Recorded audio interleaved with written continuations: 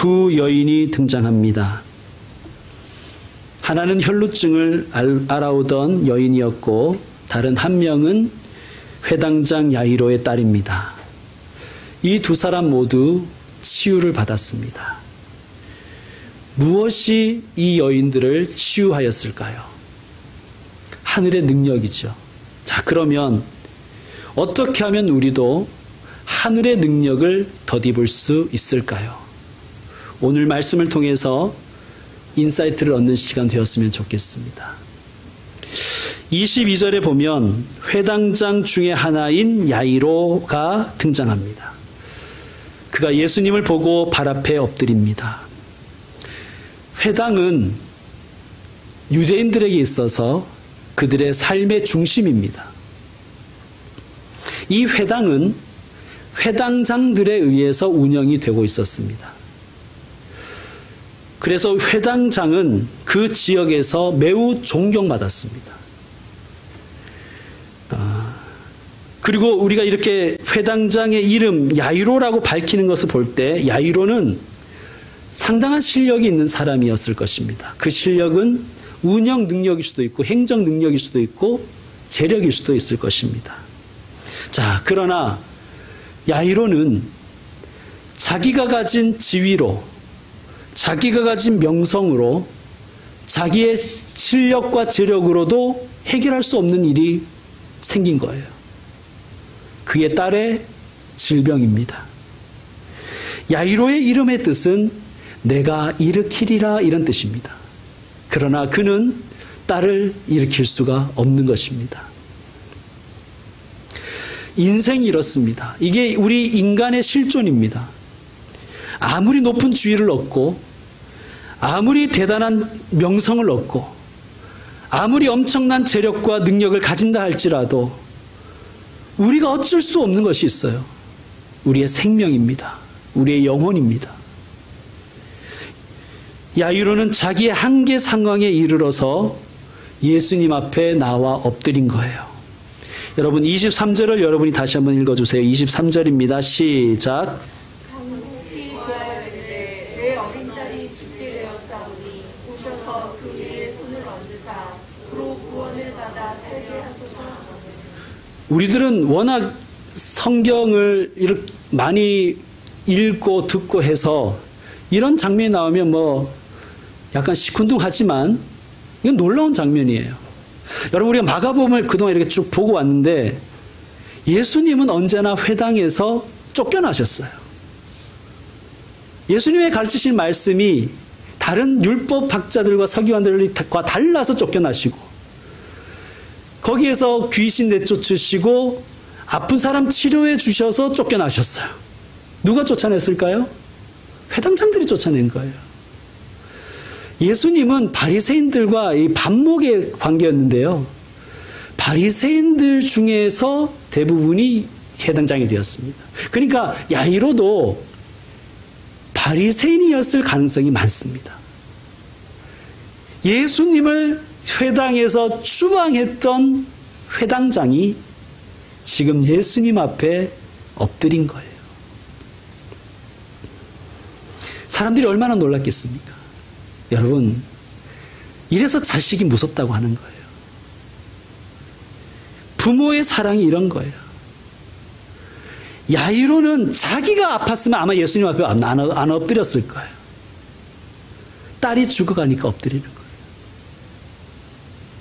요즘 말로 하면 딸 바보인 거죠. 딸을 향한 그 간절함이, 그 절박함이 그를 예수님 앞에 무릎 꿇게 합니다. 딸의 질병이란 이 한계 상황에서 자신의 지위와 힘과 능력과 재력과 명성으로도 어떻게 할 수 없는 이 한계 상황에서 그는 구원자를 갈망하는 거예요. 사랑하는 성도 여러분, 혹시 한계 상황에 계십니까? 혹은 가족이나 가까운 분 중에서 한계 상황에 계신 분 계십니까? 기도하십시오. 무엇을 기도하는가? 육신의 한계가, 능력의 한계가 나를 혹은 그 사람을 예수님 앞으로 인도하게 해주십시오. 그렇게 된다면 한계 상황을 경험하는 것은 오히려 축복의 통로일 것입니다.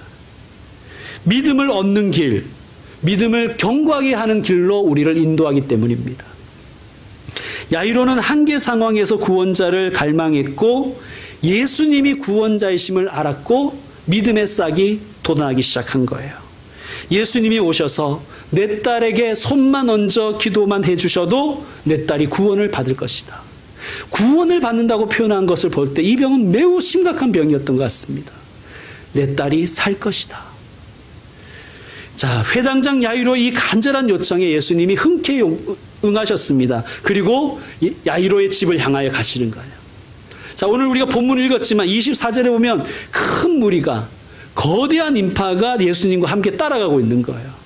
그냥 따라간 게 아니라 완전히 무슨 아수라장이었습니다. 난장판이었어요. 막 에워싸고 밀고 당기고 뭐 난리도 아니었습니다. 6.25 때 난리 나면 이런 난리도 아니었을 거예요. 그런데 이 와중에 12회를 혈루증을 앓는 여인이 이 행렬에 끼어드는 거예요. 26절을 보면 이 여인 역시 비극적인 상황에 놓여 있었습니다. 아파서 여러 의사에게 몸을 보였지만 낳기는커녕 몸은 더 안 좋아지고 몸도 아프고 재산도 날리는 그러한 지경에 이르렀습니다. 여러분, 병원이라는 데가 참 묘한 곳인 것 같아요. 병도 치료하지만 병도 얻기도 합니다.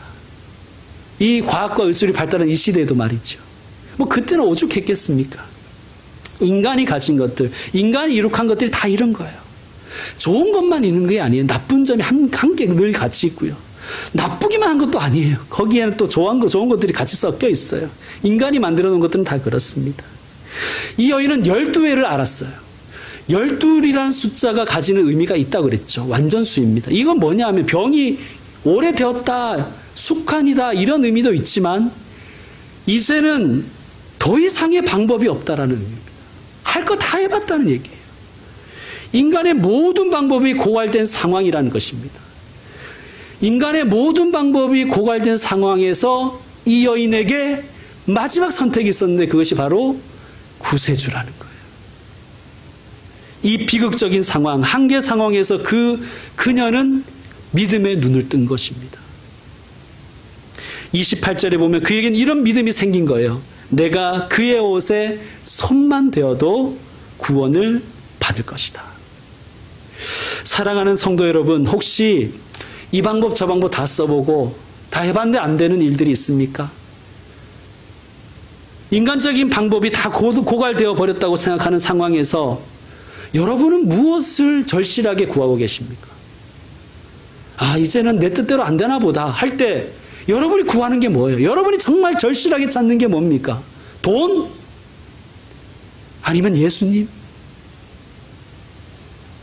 여러분, 신앙인은요, 절박한 그 순간에 사슴이 시냇물을 찾아 갈급한 것처럼 예수님을 향하여 갈급함이 있는 사람이 신앙인입니다. 그 절실함이 우리를 주님께로 인도하는 거예요. 자, 야이로와 이 12의 혈루증을 앓았던 여인은 이제 금방 신앙을 시작한 사람들이에요. 이제 믿음의 길을 걷고 있어요. 그런데 언제나 우리도 그런 걸 경험했지만 신앙생활을 한다고 해서 언제나 시온의 대로가 열리는 건 아니에요. 전혀 예상치도 않은, 전혀 기대하지도 않았던 그런 엄청난 일들이 우리에게 닥쳐오고 그래서 우리의 신앙이 위기를 맞을 때가 있다는 말씀입니다. 야이로와 혈루증 앓는 이 여인에게 이제 갓 신앙을 시작한 이들에게 신앙의 위기가 찾아온 거예요. 여러분, 우리가 지금 함께 겪고 있는 이 코로나19의 상황, 어떤 분들에게는 신앙의 위기입니다. 몸의 질병, 마음의 상처, 관계의 무너짐, 혹은 진학이나 진로나 결혼 등 인생의 중요한 관문에서 고통스러운 상황이 있는 분들, 혹은 직장 생활이나 사업의 어려움이 우리의 신앙을 위기로 몰아갈 때가 있단 말씀입니다. 자, 먼저 12의 혈루증을 앓던 여인, 예수님의 옷자락을 만진 후 자신의 병이 나았음을 깨달았어요. 그런데 기쁨도 잠시인 거예요. 예수님이 뭐라고 하시냐면 30절에 이렇게 말씀하세요. 누가 내 옷에 손을 대었느냐? 누가 손을 대었어? 뭐 이러는 거야, 지금. 이게 심각한 상황입니다. 여러분, 제가 어릴 때는 제가 이제 중고등부 청년 때는 기도원을 많이 갔거든요. 기도원에 가면 강사 목사님이나 원장님이 늘 하시던 말씀이 있어요. 큰 은혜 받으면 큰 마귀 만난다고. 지금 이 여인이 병을 치료받은 거예요. 그 자기가 알잖아요. 느낀 거예요. 혈루의 근원이 마른 거예요. 그래서 동시에 위기가 찾아온 거예요. 누가 내 옷에 손을 대었느냐? 이 말씀에 뭔가 이 분위기가 지금 이상한 쪽으로 흐르는 거예요. 제자들이 먼저 발언을 합니다.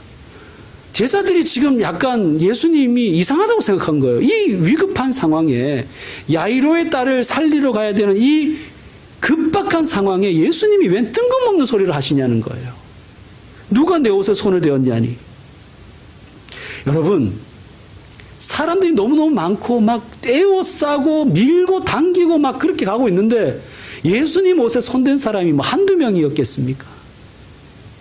그리고 옷에 손 좀 대면 어때요? 뭐 예수님이 무슨 명품 옷 입고 있었던 것도 아닌 것 같은데, 그죠? 근데 제자들이 보기에 예수님이 별것도 아닌 거 가지고 지금 이 행위를 멈춘 거예요. 선생님, 지금 그런 말씀하실 때가 아니에요. 여러분, 지금 이 큰 무리가 안 보이세요? 누가 옷에 손을 대었느냐가 뭐가 그렇게 중요합니까? 이런 제자들의 핀잔에도 아랑곳하지 않고 32절을 보면 예수님 지금 자신의 옷에 손을 댄 사람을 찾겠다고 지금 수색하고 계시는 거예요. 둘러보고 계시는 거예요. 한심하죠? 이 상황에서 한 여인이 예수님 앞에 나와서 엎드리는 거예요. 그 무릎을 꿇는 거예요. 그리고 모든 사실을 이실직고하는 거예요. 제가 예수님 옷에 손댄 사람입니다. 저는 12의 혈루증을 앓고 있는데 예수님의 옷에 손을 대면 나을 것 같아서 손을 대었더니 정말 나았습니다. 이런 얘기를 하는 거예요. 그런데 여러분, 이 사람 왜 이렇게 두려워하고 떨고 있을까요? 이거 간증거리잖아요. 이거 가면서 간증하면 이게 굉장히 멋있는 얘기들인데 왜 그런 두려워하고 떨고 있을까요? 율법에서는 혈루증은 이 하혈하는 병인 것 같은데요. 이것을 부정하게 봤습니다. 그러니까 율법은 인간 몸에서 나오는 것은 부정하게 봤어요. 더럽다고 생각했습니다. 그러니까 아픈 것도 서러운데 그녀는 자기가 더러운 사람이라고. 그래서 누군가를 더럽힐 수 있다는 사실 때문에 더 괴로웠을 것입니다. 그래서 주눅 들었어요. 그래서 몰래 가서 예수님 옷을 만진 거예요. 병이 나았다는 기쁨도 잠시고 두려움이 그를 엄습합니다. 아, 들켰구나. 발각됐구나. 이제는 저분이 감히 나를 더럽혔다고 야단치실 것 같구나. 사람들이 나를 두고 계속 비난하면 어떡하지? 이 여자 안 되겠네. 몹쓸 여자네. 예수님 당신 때문에 부정 탄 거야. 불결해졌어. 이제 회당장님 집에는 못 가는 거야. 따님은 이제 당신 때문에 죽는 거야. 예수님이 당신이 지금 12에 알았는데 뭐가 그리 급하다고. 몇 시간 후에 좀 고치면 안 돼? 뭐가 그리 급하다고. 지금 딸이 죽어가고 있는데 그 상황을 예수님을 불결하게 하면 어떡하냐고. 야이로의 딸이 죽으면 다 너 책임이라고. 사람들이 할 그 비난이 아마 그는 두려웠을 거예요. 믿음의 위기가 찾아왔습니다. 여러분, 두려움과 불안은 신앙의 위기예요. 아마 이 여인은 이렇게 생각했을 거예요. 내가 괜한 짓 했나 보다. 내가 괜히 믿었나? 여러분, 우리가 가끔 목사도 그런데요. 내가 괜히 목사했나 막 이런 생각이 들 때가 있는데 여러분 오죽하겠습니까? 내가 괜히 믿었나? 내가 괜히 믿는 사람 만나 결혼했나? 내가 괜히 그때 그 집회 현장에 내가 괜히 갔나? 이런 생각을 하신 분들이 왜 없겠습니까? 저만 하나요? 여러분, 이때가 우리의 신앙의 위기입니다. 마치 아담과 하와가 자기들이 벌거벗었다는 사실을 알았을 때 두려워했다 그러돼 있잖아요.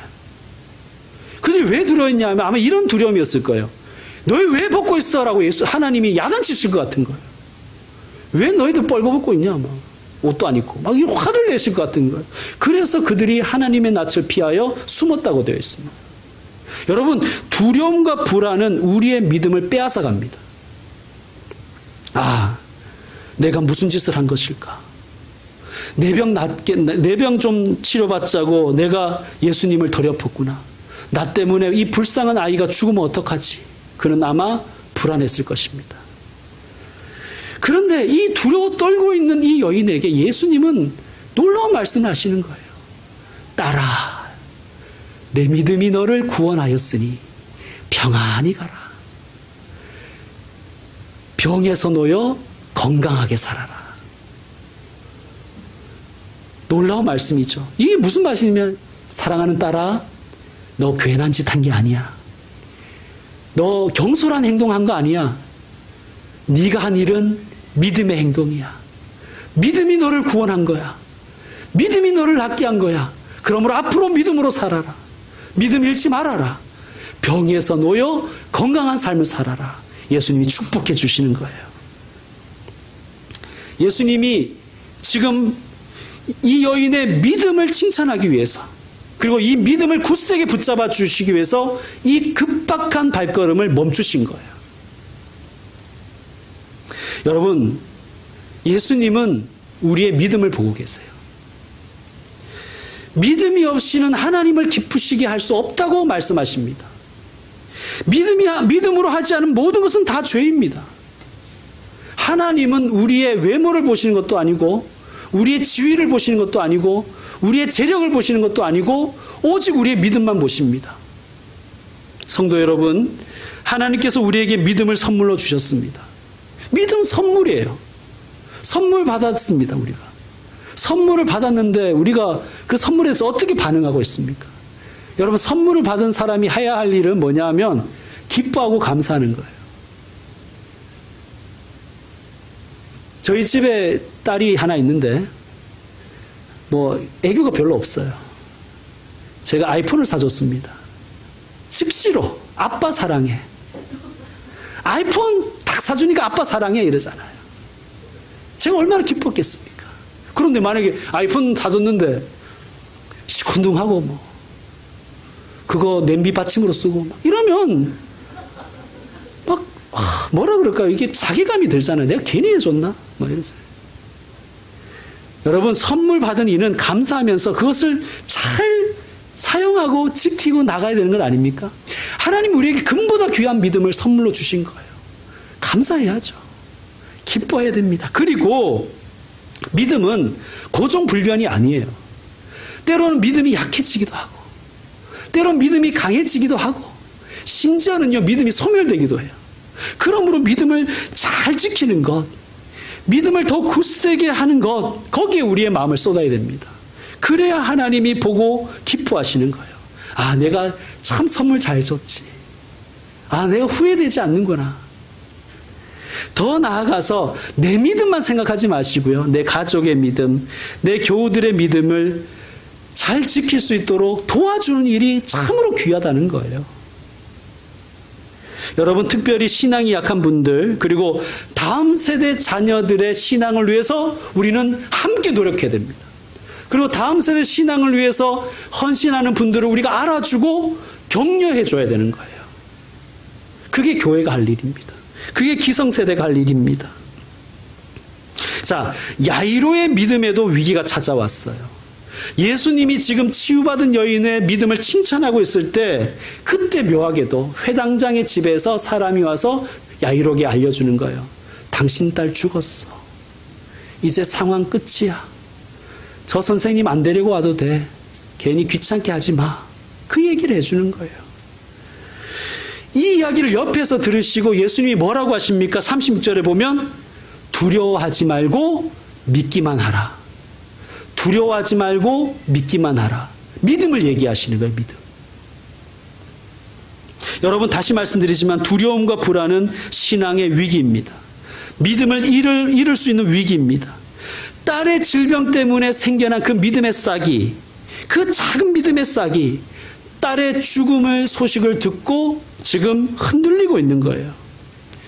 여러분이 야이로라면 왜 원망과 불만이 없겠습니까? 분통 터지는 일이잖아요. 예수님이 지체만 하지 않으셨으면, 그래, 이 혈루증 여인도 불쌍하긴 하지만 위급한 건 아니잖아. 12회 알았는데 몇 시간 있다 고쳐주신다고 뭐 큰일 나는 것도 아니잖아. 지금 내 딸은 총각을 다투고 있는데 예수님 어떻게 이러실 수가 있나. 내가 때치면 다 꺾고 그 앞에 무릎 꿇었는데 예수님 어떻게 이러실 수가 있나. 분통이 터졌을 것입니다. 믿음이 흔들리는 거예요. 여러분, 우리가 그럴 때가 있어요. 하나님이 어떻게 나한테 이럴 수 있어? 하나님 왜 이래? 정광만 그런 게 아니라 우리도 그런 마음이 생길 때가 있어요. 하나님 까불지 마. 그런 마음 생길 때 있잖아요. 하나님 나한테 어떻게 이럴 수 있어? 나한테 이러면 안 되지. 내가 한다 그랬나? 그런 마음 들 때가 있잖아요. 여러분, 이런 상황에서 이 두려움과 불안 가운데 우리의 믿음이 흔들릴 때 예수님 우리에게 말씀하시는 거예요. 두려워하지 말고 믿기만 하라. 여러분, 믿음입니다. 오직 믿음입니다. 제가 자주 드리는 말씀 중에 이런 얘기가 있죠. 급한 일보다 중요한 일을 먼저 하십시오. 여러분, 무엇이 중요합니까? 여러분 기준이 중요하다는 얘기를 하는 게 아니라 우리에게 중요한 일은 예수님이 중요하게 여기시는 일이 우리에게 중요한 일이에요. 예수님은 지금 뭘 중요하게 여기십니까? 믿음입니다. 믿음을 주시는 일, 또 믿음을 지키게 하시는 일, 그 일을 예수님은 가장 중요하게 여기시는 거예요. 그래서 우리도 그래야 됩니다. 왜 그렇습니까? 말씀에도 이야기하셨듯이 믿음이 없이는 하나님을 기쁘시게 못한다는 거예요. 여러분, 그런데 우리는 왜 자꾸 급한 일만 할까요? 왜냐하면요, 급한 일은 대부분 우리가 그 급한 일을 하지 않으면 사람들에게 욕을 먹거든요. 내 재산에 손해도 가고요. 내 명성에도, 내 이력에도, 내 고가 점수에도 문제가 생기니까 우리는 급한 일만 하는 거예요. 급한 일부터 하는 거예요. 그러다 급한 일만 하는 거예요. 여러분, 급한 일만 계속 하다 보면요, 영혼이 고갈돼 버려요. 영혼이 소진돼 버려요. 탈진해 버립니다. 피폐해지고요. 그러다 결국 믿음도 잃고 그렇게 살아가는 것입니다. 사랑하는 성도 여러분, 급한 일 많지만 중요한 일을 먼저 하십시오. 영혼을 위해서 시간을 쓰셔야 됩니다. 여러분. 자녀의 믿음을 지켜주기 위해서, 자녀에게 믿음을 심어주기 위해서도 시간을 쓰고 물질을 써야 되는 거예요. 여러분 자신의 신앙만을 위해서 시간을 쓰지 말고 자녀들을 위해서, 친구들을 위해, 가족들을 위해서 시간과 물질을 써야 됩니다. 믿음을 위해서. 근데 왜 우리가 이렇게 못하냐 하면요, 중요한 일을 한다고 해서 세상이 우리에게 칭찬하는 일은 절대로 없거든요. 오히려 비난하죠. 비웃죠. 야, 지금이 예배할 때냐? 지금이? 너 상황 파악이 안 돼? 너 지금 교회 갈 때야? 학원 가야지. 우린 그러는 거예요. 그러니까 우리의 신앙은 늘 이 모양 이 꼴인 거예요. 우리가 왜 중요한 일이 뭔지 알아요. 우리도 믿음 중요하다 아는데 왜 급한 일을 하냐?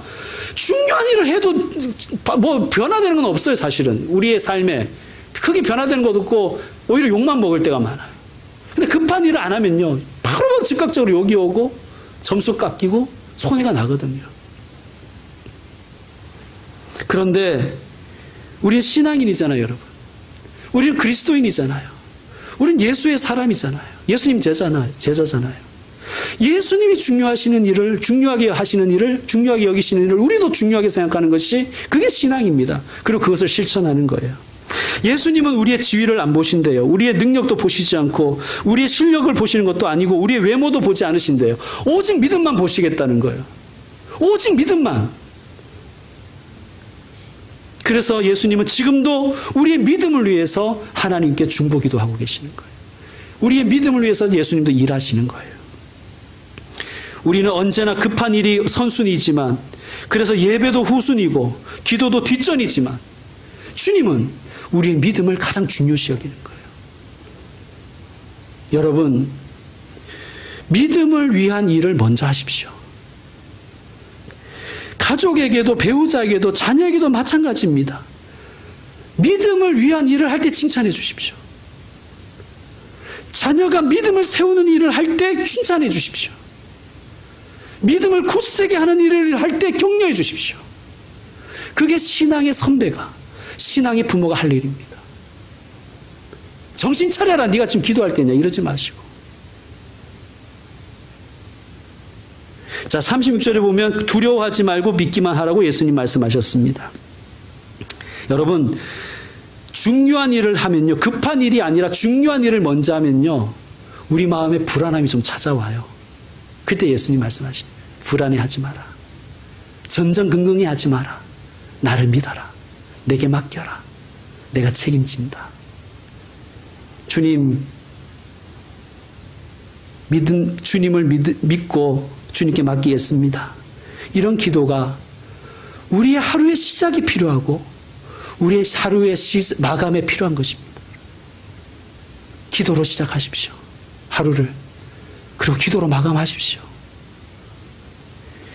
자, 예수님이 야이로의 집에 도착해 보니까 사람들이 막 떠들고 울고 통곡하고 난리가 났습니다.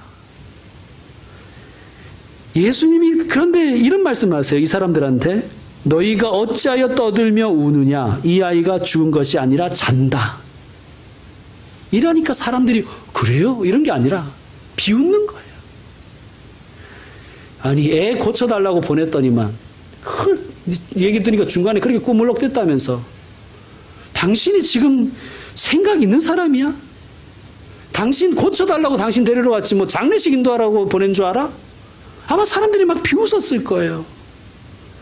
여러분, 40절에 보면요, 예수님이 비웃는 사람들 다 내보내십니다. 다 쫓아내십니다.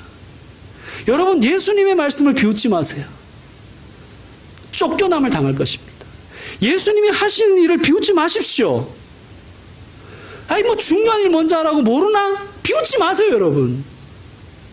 하나님의 잔치 자리에 참여할 수가 없습니다. 하나님의 일을 비웃고는 하나님의 자리에, 나라의 잔치에 참여할 수가 없는 거예요. 급한 일이 아니라 중요한 일을 하는 종들을 비웃지 마십시오. 도와주지는 못할 망정 비웃지 마십시오. 비웃는 자는 결코 기적의 자리에 참여할 수가 없습니다.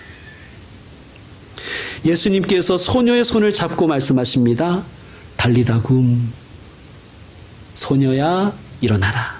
이 달리다굼이라는 말은요, 유대인 부모들이 당시 예수님 당시에 자녀를 깨울 때 했던 말이래요. 잠자는 자녀를. 우리나라 엄마들처럼 아빠들처럼 입을 확 젖히고 안 일어나? 메시아! 이런 게 아니라 그 귀에 조용히 속삭인대요. 달리다굼 이렇게 속삭인대요. 여러분, 지금 밖에서는 울고 떠들고 통곡하고 난리가 났습니다. 그리고 예수님을 비웃는 거예요. 저 양반이 제가 죽은 게 아니래, 잔다네, 웃기지도 않아, 늦게 와놓고 미안하다는 말도 안 해, 길에서 꿈지럭 됐다고 하더군. 그렇지 뭐, 나사렛에서 무슨 선한 것이 나겠어. 그러니까 진작 의사를 데리고 왔어야지. 막 댓글 달고 악플 달고. 그런 상황에서 예수님은 이 소녀에게 집중하시면서 말씀하시는 거예요. 달리다굼, 소녀야 일어나라. 여러분, 우린 내일부터 또 한 주간, 아니 뭐 내일부터는 무슨 내일부터입니까? 이 예배가 끝나고부터 바로 우리는 세상 속에서 살아갑니다. 우리의 삶에서, 우리의 인생길에서 수많은 믿음의 위기를 만날 것입니다. 마음도 무너지고 믿음도 막 흔들리고 그럴 때가 우리는 수없이 만날 것입니다. 어디 이번 주간만 그렇겠습니까? 우리의 인생길에서 수없이 만나겠죠. 그럴 때 자기 자신에게 속삭이십시오. 달리다굼. 따라해볼까요? 달리다굼. 그리고 자기의 이름을 넣어서 한번 이야기해 주십시오. 형사가 일어나라. 형사가 그러지 마시고 자기 이름. 자기 이름을 넣어서 달리다굼, 형사가 일어나라. 눈물 날 것 같은 상황에서도 자기 자신에게 속삭이십시오. 달리다굼, 형사가 일어나라. 그리고 믿음의 위기에 처한 사람에게도 얘기해 주십시오. 달리다굼, 아무개야 일어나라. 그게 우리가 할 일입니다. 한 번만 더 따라합시다. 달리다굼. 제 이름, 자기 이름 넣어서 시작. 아멘. 이제 말씀 마무리하겠습니다. 여러분, 예수님은 믿음만 보신대요. 믿음이 뭘까요? 믿음을 여러 가지로 정의할 수 있는데 오늘 우리가 이 말씀을 통해서 배운 믿음은 흡입력입니다. 따라합시다. 믿음은 흡입력이다. 믿음은요, 하늘을 당겨올 수 있는 흡입력이에요. 하늘의 능력을 당겨올 수 있는 흡입력이에요. 천국을 당겨와서 지옥 같은 내 삶에 임하게 하는 것이 믿음입니다. 믿음은 하나님의 눈길을 우리에게 당길 수 있는 흡입력입니다. 때로는 흡입력이 약해지죠. 다시 닫고, 다시 조이고, 다시 집중하시길 바랍니다. 사랑하는 교회 여러분, 우리에게 믿음을 선물로 주신 하나님께 찬양하고 감사하십시다. 그리고 믿음을 선물로 받았으니 잘 지켜나가십시다. 믿음을 지키는 일, 믿음으로 사는 일, 믿음을 격려하는 일, 가장 중요한 일입니다. 이번 한 주간 믿음으로 살며 믿음을 격려하며 살아가는 복된 주의 종들 되시기를 축원드립니다. 기도하겠습니다.